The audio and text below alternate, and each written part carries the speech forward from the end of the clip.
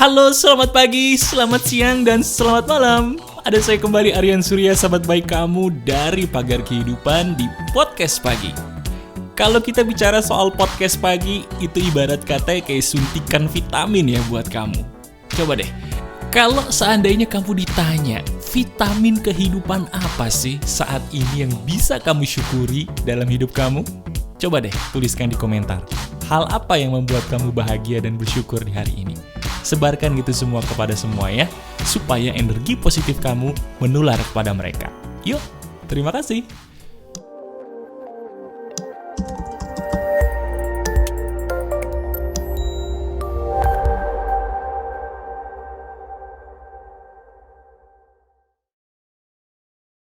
Halo teman-teman, ada saya kembali Aryan Surya, sahabat baik kamu dari Pagar Kehidupan di Podcast Pagi.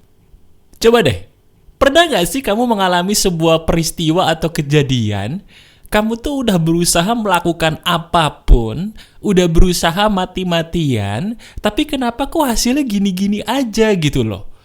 Kamu sepertinya ada ya, yang sedang mengalami putus asa. Iya, putus asanya itu sederhana. Kamu itu sudah berusaha, sudah mati-matian belajar mungkin, atau pengen banget punya anak nih. Udah berusaha ke dokter manapun, dengan segala cara apapun, tapi nggak ada hasilnya. Ada lagi, pengen banget dapet jodoh, tapi udah berusaha sekuat tenaga, dapetnya yang salah terus. Nah, kamu pernah ya? Dirimu udah punya tujuan, apapun tujuan itu, tapi entah kenapa kok kamu udah berusaha sekuat tenaga, nggak dapet tuh apa yang kamu mau. Nah sekarang coba deh. Sekarang saya minta tolong kamu ucapkan dulu tuh terima kasih kepada Tuhanmu.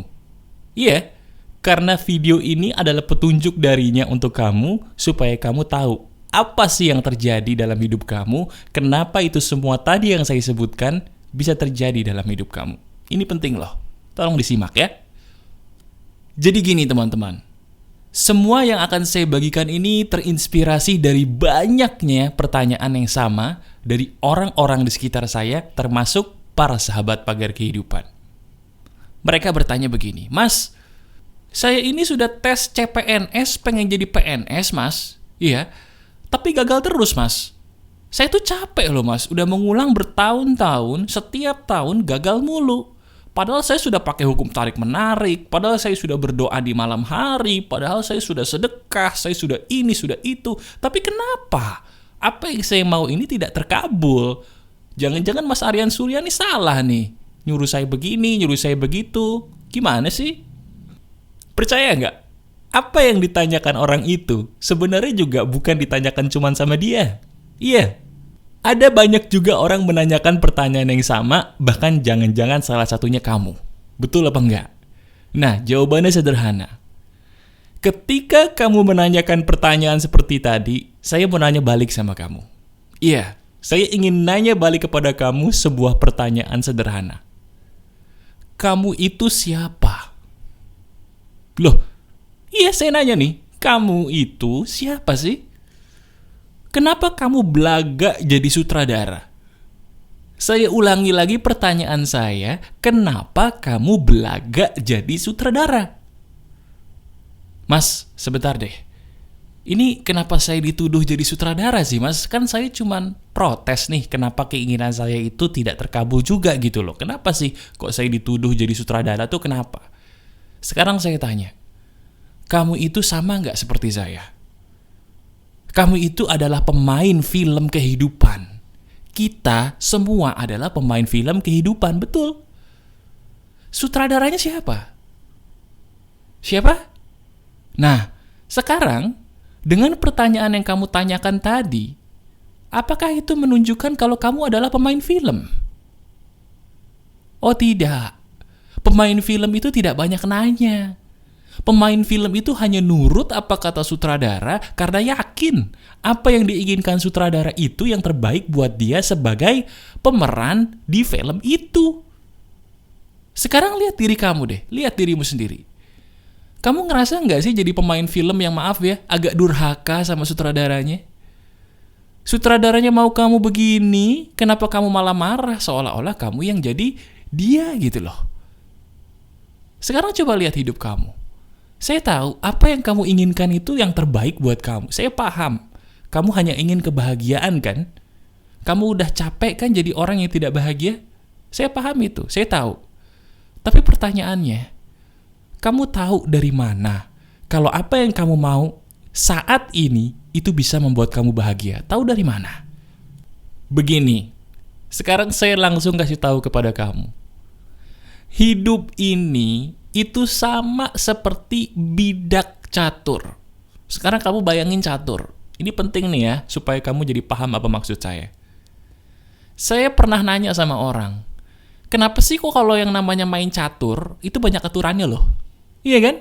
Contoh, misalnya, benteng itu hanya boleh jalan lurus. Nggak boleh jalannya itu dari ujung ke ujung, nyerong nggak boleh kalau benteng. Yang lucunya lagi, kuda dalam catur, teman-teman, itu hanya boleh jalannya itu L. Entah L ke kanan, ke kiri, atau ke belakang, pokoknya L. Kenapa tidak boleh O? Kenapa tidak boleh I? Kenapa harus L? Saya bingung itu. Iya kan? Sama, Perdana Menteri juga kebalikannya si benteng. Dia tidak boleh jalan lurus, bolehnya nyerong. Nggak boleh jalan lurus. Saya bingung, kenapa kok catur ini banyak mau ya? Nggak boleh begini, nggak boleh begitu. Sampai akhirnya ketika saya dewasa, saya paham. Loh, ini bidak catur sama seperti kehidupan. Kalau kita bicara soal kehidupan, itu sama loh seperti bidak catur tadi. Sekarang kamu pikirin deh. Kalau seandainya kuda itu bisa jalan seenaknya, nggak harus L jalannya. Dan kalau misalnya benteng itu boleh nyerong, nggak harus lurus, itu permainan catur bisa berjalan nggak? Nggak bisa, hancur. Justru permainan catur itu bisa berjalan dengan sangat baik kalau masing-masing ada aturan mainnya. Saya ulangi, permainan catur bisa berjalan lancar kalau setiap peran bisa mematuhi aturan mainnya. Bukankah sama seperti kita? Coba lihat diri kita. Kita pengen punya anak, betul, tapi apakah kamu yakin punya anak sekarang itu yang terbaik? Kamu pengen jadi PNS, bagus. Tapi apakah kamu yakin bahwa jadi PNS-nya kamu saat ini itu yang terbaik buat kamu? Kamu pengen dapet jodoh. Sudah ngerasa umurnya cukup tua, mas, bukan cukup matang lagi gitu ya. Tapi pertanyakan, apakah saya di umur saat ini dapet jodoh itu adalah umur yang pas? Teman-teman, kamu tahu nggak sih, saya itu nikah umur 33 loh. Betul. Saya menikah umur 33. Sekarang kamu yang pengen punya jodoh, terutama yang laki, umurnya berapa sih? Coba lihat umur kamu berapa. Kalau pengen punya jodoh laki-laki, mana nih?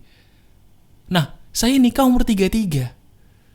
Kalau saya menggunakan kepanikan yang sama seperti kamu, saya bisa jadi nggak ketemu jodoh saya. Kenapa? Karena orang panik, dia akan gagal menemukan jalan keluar. Saya ulangi, orang panik akan selalu gagal menemukan jalan keluar. Ada orang bertanya pada saya, Mas Aryan Surya ini kok bijaksana banget sih? Umurnya masih muda, tapi kok bijaksana tuh gimana tipsnya, Mas? Saya bilang, belajar tenang. Betul, karena di dalam ketenangan ada jalan keluar. Benar apa tidak? Coba, lihat kapan kali kamu kehilangan barang. Benar nggak tebakan saya bahwa barang itu bisa ketemu di saat kamu tenang, bukan di saat kamu panik mencari. Betul apa betul? Nah, sama seperti hidup kamu. Hidup kita itu sama. Aturan mainnya patuhi. Kalau memang kamu hanya bisa berjalannya ibarat kuda tadi L, ya sudah L saja. Nggak usah protes kenapa saya L. Kalau kamu ibarat kata seperti benteng di bidak catur hanya bisa jalan lurus, nggak bisa nyerong, ya patuhi. Nggak usah ngotot pengen nyerong, itu yang terbaik. Tuhan itu tahu yang pas buat kamu kok. Paham ya? Nah, Mas, emang tahu dari mana, Mas, bahwa yang terjadi dalam hidup saya ini adalah yang terbaik buat saya saat ini? Oke, kamu pengen bukti bahwa apa yang terjadi dalam hidup kamu saat ini itu yang terbaik. Mau bukti ya? Oke, tapi sekarang kamu harus praktek. Prakteknya gampang. Sekarang dimanapun kamu, sambil mengerjakan apapun, saya minta tolong kamu ngaca. Betul, ngaca. Ini sederhana kok, gak ribet. Ngaca. Saya minta tolong kamu ngaca. Boleh pakai kaca bedak, boleh pakai kaca mungkin di rumah kamu sambil dandan, atau mungkin pakai kamera handphone sambil dengerin saya. Boleh, silakan. Sudah? Sekarang lihat wajah kamu di kaca. Percaya atau tidak, apa yang Tuhan berikan di fisik kamu saat ini contohnya, itu yang terbaik. Walaupun kata kamu itu buruk, tapi sebenarnya itu yang terbaik buat kamu. Sekarang saya minta tolong kamu lihat wajah kamu di kaca. Lihat. Lihat baik-baik. Sekarang kita mulai dari rambut. Lihat rambut kamu sekarang. Sekarang saya minta tolong. Tolong bayangkan rambut kamu itu berubah menjadi kribo. Rambut kamu sekarang jadi kribo. Lihat wajah kamu, lihat. Terus rambut kamu kribo. Cocok nggak? Lo jawab, jangan ketawa dulu. Cocok nggak? Nggak cocok. Nah, bagi kamu yang sekarang rambutnya kribo atau keriting, juga sama. Lihat muka kamu sekarang di kaca. Sekarang bayangin kalau rambut kamu jadi lurus kayak sapu ijuk. Lucu gak? Lucu. Dari rambut aja, apapun jenis rambut kamu, itu yang terbaik buat kamu loh. Itu baru rambut. Belum lagi kita bicara alis. Belum lagi kita bicara mata. Sekarang bagi kamu yang mohon maaf nih ngerasa matanya sipit, lihat. Lihat di kaca. Selama ini kamu mungkin pernah ngeluh kenapa mata saya sipit. Sekarang bayangin mata kamu jadi belok. Cocok nggak tuh muka? Nggak cocok. Bagi kamu yang matanya belok pengen sipit, lihat muka kamu. Bayangin sekarang mata kamu sipit. Cocok nggak? Ya serem. Ya serem lah. Siapapun manusia yang ngotot, hasilnya pasti jelek. Sama seperti muka orang. Muka orang itu dari sananya udah bagus. Begitu dioperasi aneh. Betul apa betul? Nah, sama seperti takdir kehidupan kita.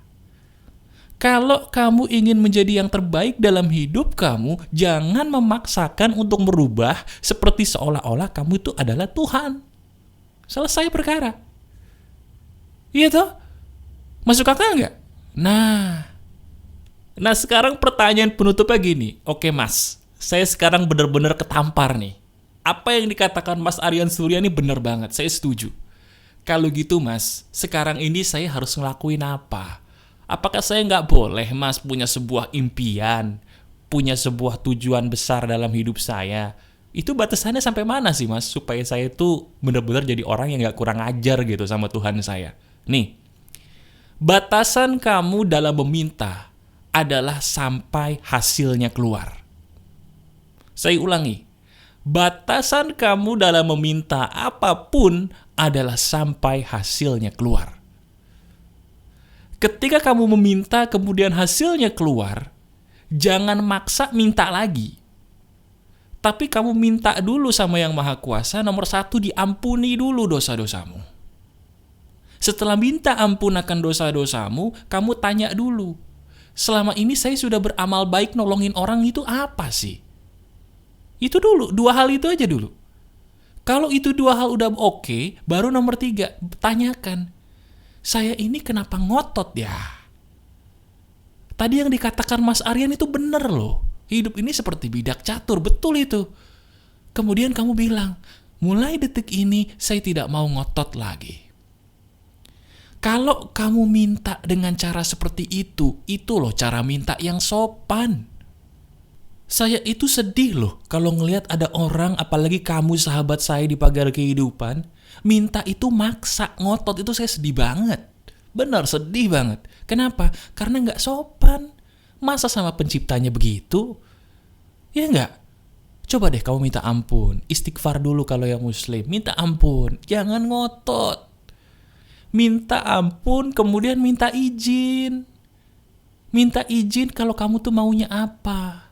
Kalau nggak dikabulin, ingat bidak catur bahwa ini yang terbaik. Nggak usah ngotot. Lihat berkah-berkah dari Tuhan yang lain buat kamu. Lihat, kurang apa sih Yang Maha Kuasa itu baiknya sama kamu? Kurang apa? Syukuri itu sebelum itu semua diambil. Dan kamu katakan, saya bersyukur hidup saya akhirnya tercerahkan dengan video ini. Ya? Semoga apa yang saya bagikan di video ini benar-benar bisa menampar kamu dan berubah menjadi manusia baru yang jauh lebih baik. Amin. Kamu adalah sahabat saya dan saya akan selalu ada buat kamu, dan jadilah orang baik untuk dirimu sendiri yang paling utama. Oke? Masih ada saya Aryan Surya, sahabat baik kamu selalu dari Pagar Kehidupan. Tetap keep the spirit, keep sharing, and keep loving. Bye-bye.